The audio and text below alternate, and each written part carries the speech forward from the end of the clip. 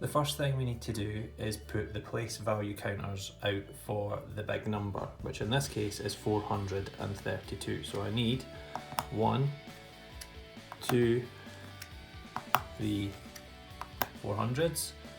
Then I need 3 10s. 1, 2, 3. And finally I need 2 units.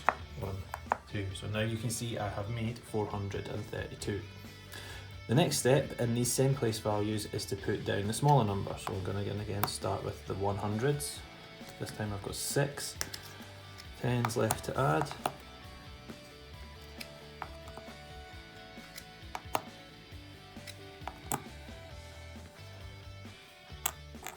Sort them out. Then I have 5 units.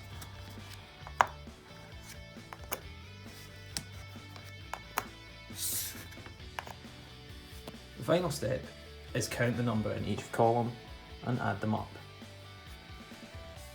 You can see in the units column I have 1, 2, 3, 4, 5, 6, 7. So underneath here I want to put a 7.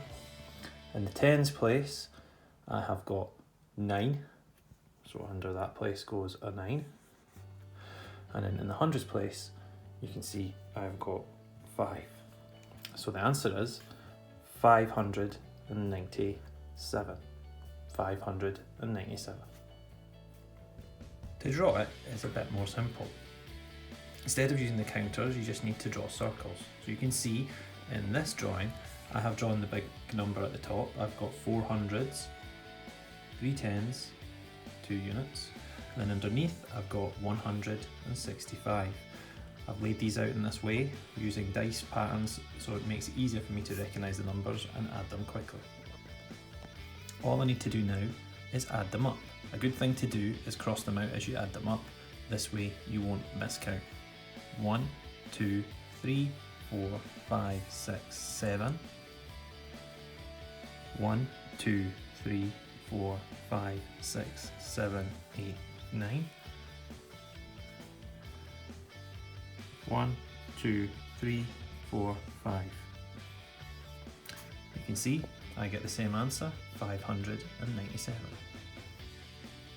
To write it, you need to turn it from horizontal, which we've got here, to vertical. Again, now all you need to do is add them a column at a time, starting at the lowest place value, which in this number is the units. So I'm going to start off with 5 add 2, which I know is 7. 3 add 6, which I know is 9. 4 add 1, which I know is 5. You can see the 2 lines here. That is just your equals sign. So now you can see the answer is 597. Now we're going to move on to the next step. The next step is a little bit trickier, but once you know the way to do it, you'll be able to manage it no problem. The rule is that the biggest number in any column is 9. This video is going to show us what to do when we end up with a number in a column which is bigger than 9. To make it, start off as we did the last time by labelling your place values in nice neat columns. After you've done this, you need to make both numbers in the same drawing. As you can see, I have now made both numbers. So all we need to do now is count them up. I've got 2 here and 9 there. Now I know that 9 add 2 makes 11. Now the biggest number we can have in a place is 9. So what I'm going to do is take these 10 away and I'm going to exchange them for a 10. We can see we've got 1 and 10, which is 11. Now the 10 cannot go in the units place, it's going to have to come down here. This leaves me with 1 unit. This leaves me with the tens place. So what I'm going to do now is count a group of 10. If I can make a group of 10, I'm going to exchange them for 100. If I can't, I'm going to count what's there and put the number underneath. So let's count now. 1, 2, 3, 4, 5, 6, 7, 8, 9, 10. So I get rid of those 10 and I exchange them for another 100.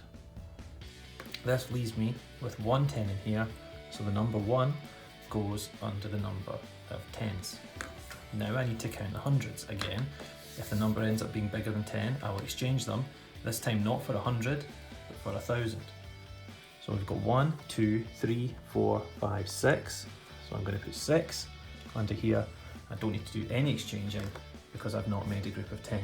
The answer is 611. Now we're going to look at how to draw it. So again, you need to write your sum at the top. And remember, we've got our hundreds, tens and units places. We don't need any others at the moment because we've not gone beyond these place values. Remember, the biggest number we can have in any place when we add them together is 9. So the first thing to do is start off by drawing your numbers. So I'm going to start off with my units over here for the 432. 1, 2, 3 tens, 4 hundreds. Then I'm going to leave a little space and I'm going to draw 179. So I'm going to go 1, 2, 3, 4, 5, 1, 2, 3, 4, which 4 and 5 is 9. I'm going to do 7, 1, 2, 3, 4, 5, 6, 7, and then I'm going to draw my 100 in here.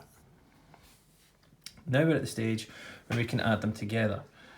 Remember, if we collect a group of 10, we're going to add and exchange the units that we've collected for a 10. This is how you would do it. Again, cross them off to make your life a bit easier.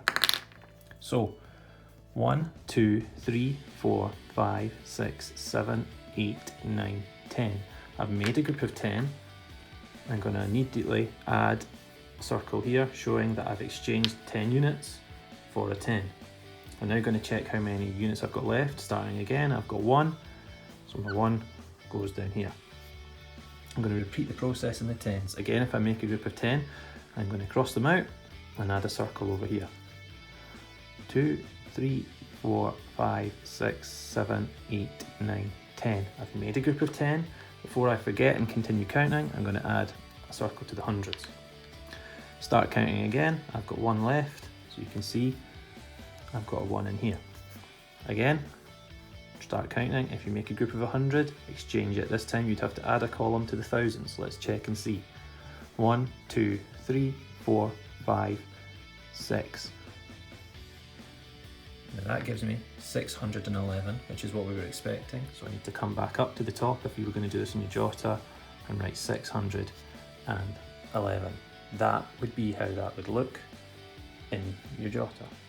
The final way we can show this question is by writing it. So you can see you have to start off by taking the sum from horizontal to vertical, lining it up in the columns of the hundreds, the tens and the units. Now we line up and start at the units place, always the smallest place value, in this case units, and add them up. Now 2 add 9 is 11, so I show my 1 and the 11, and then I need to show that I've made more than 10, so I need to exchange across. So I'm going to add a 10 underneath. Some people add it at the top, I add it underneath.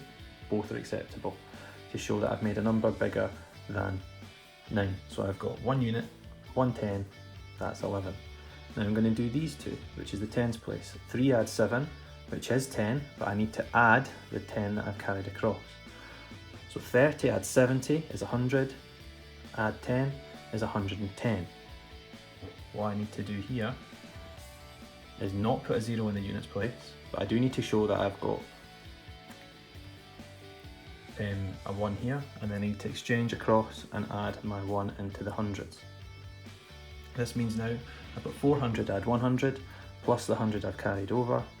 So 4 add 1 is 5, add 1 is 6.